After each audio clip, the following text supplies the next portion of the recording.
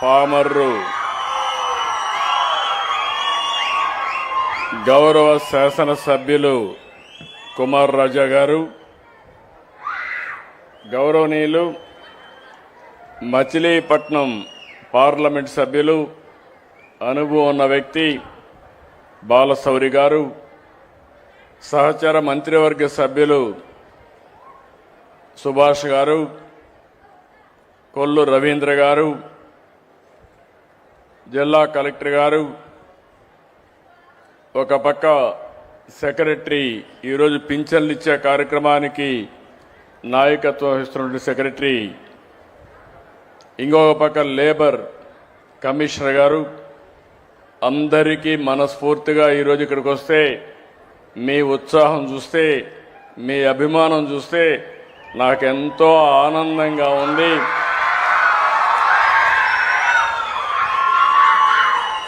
ఎందుకు నేను ఈ మాట అంటున్నానంటే, 2 సంవత్సరాల కంటే ముందు మనం ఎక్కడా ఈ విధంగా కూర్చొని ఫ్రీగా మాట్లాడుకునే పరిస్థితి లేదు. కనీసం నవ్వే పరిస్థితి కూడా లేదు. రాజకీయ నాయకులు బయట తిరిగే పరిస్థితి కూడా లేదు. ఈరోజు మేడే కార్మికులకు ఏ విధంగా అయితే స్వాతంత్రం వచ్చిందో 3 విధాలుగా ఆలోచిస్తే, ఒకటి ప్రజలందరికీ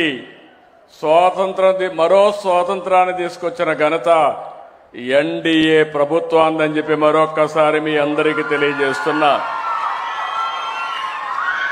ఆ రోజు నేను, జనసేన అధినేత పవన్ కళ్యాణ్ గారు,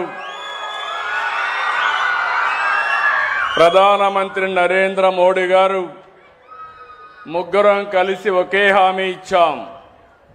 ఆ హామీ ఈ రాష్ట్రాన్ని పునర్నిర్మాణం చేస్తామని, మళ్లీ పూర్వ వైభవం తీసుకొస్తామని చెప్పాం. ఆ మాట కోసం, మేము ఇచ్చిన హామీని నిలబెట్టుకోవడం కోసం 2 సంవత్సరాలుగా దగ్గర 22 నెలలు అయింది. 23వ నెల ప్రతిరోజు లెక్క పెట్టుకుంటున్నాం, ప్రతి గంట లెక్క పెట్టుకుంటున్నాం, రాత్రింబగళ్ళు పనిచేస్తున్నాం. ఎక్కడా ఒక తప్పు జరగకుండా ఎక్కడ సమస్య ఉంటే ఆ సమస్యని పరిష్కారం చేస్తూ ముందుకు పోయే పరిస్థితికి వచ్చాం. ఈరోజు మొదటి తారీఖు అంటే మనందరికి గుర్తొచ్చేది పేదల సేవలో.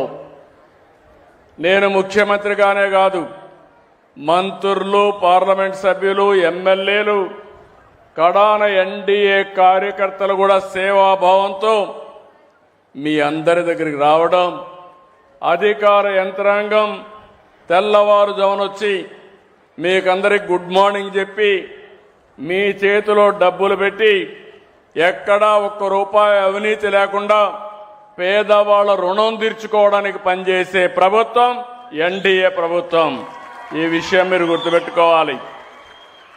ఈరోజు ఇంకొక పక్క ఈరోజు మనం చూస్తే కష్టజీవులు, మేడే అంటే గుర్తొస్తుంది శ్రమ దోపిడీ జరగకూడదని. ఈరోజు నందమూరి తారక రామారావు గారికి జన్మ ఇచ్చిన స్థలం ఈ స్థలమే, ఈ ప్రాంతమే. తెలుగుదేశం పార్టీలో చక్రం పెట్టాడు, నాగలి పెట్టాడు. ఇంకో పక్కన చూస్తే పేదవాళ్ల కోసం ఆ రోజే గుడిసె కూడా పెట్టి, ఇల్లు పెట్టి ఎంబ్లమ్నే డిసైడ్ చేశారు. ఆ రోజు ఆయన దూరదృష్టితో ఆలోచించాడు. పసుపు శుభం. ఏ వ్యక్తి ఏ మంచి పని చేయాలన్నా పసుపు లేకుండా ఆ కార్యక్రమం పూర్తి కాదు. పూజ చేయాలన్నా, పెళ్లికి కానీ, పేరెంటానికి కానీ, ఏ కార్యక్రమం అయినా అలాంటి దూరదృష్టి కలిగిన నాయకుడు ఈ ప్రాంతంలో పుట్టడం మనందరి అదృష్టం అని చెప్పి కూడా నేను మీకు తెలియజేస్తున్నా.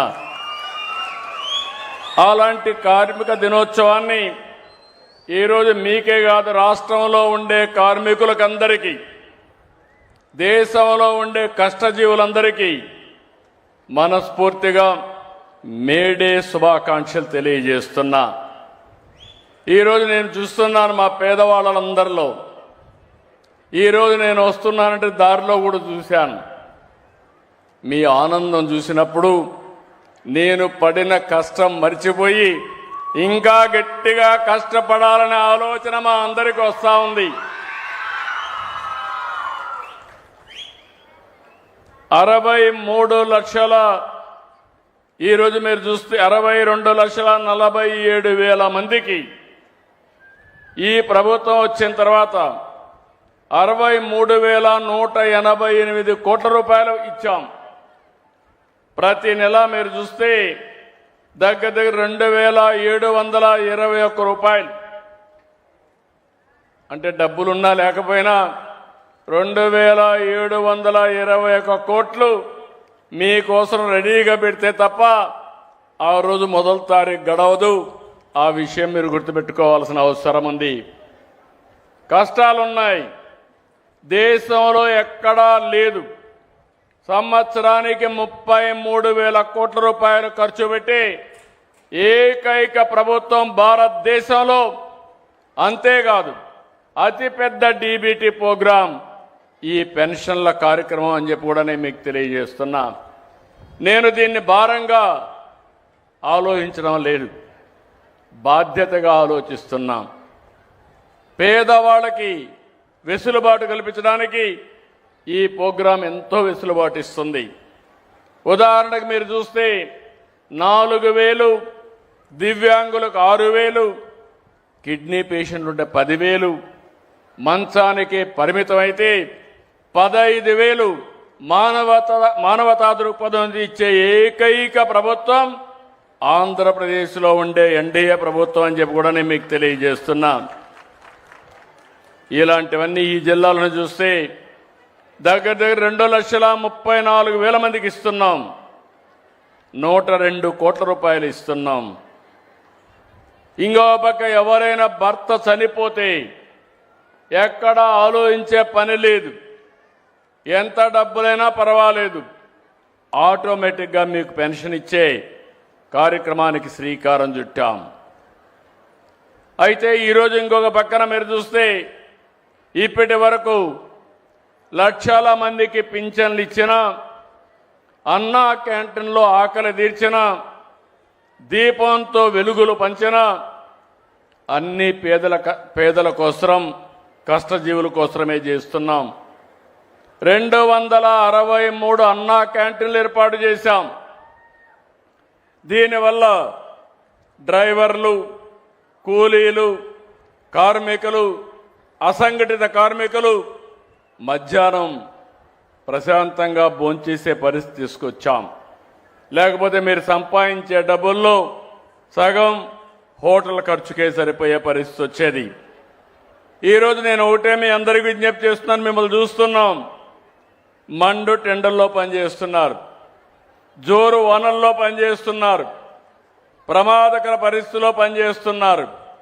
అలాంటి కర్షక కార్మికులకి మనస్ఫూర్తిగా ధన్యవాదాలు, సెల్యూట్ చేస్తున్నానని చెప్పి కూడా నేను మీకు తెలియజేస్తున్నా. మీ కష్టం వల్లనే ఈరోజు సమాజం ముందుకు పోగలుగుతా ఉంది, అభివృద్ధి జరగగలుగుతా ఉంది, రైతులు పంటలు పండించగలుగుతున్నారు, అందరికీ తిండి పెట్టే పరిస్థితికి వచ్చారని చెప్పి కూడా నేను మీకు తెలియజేస్తున్నా.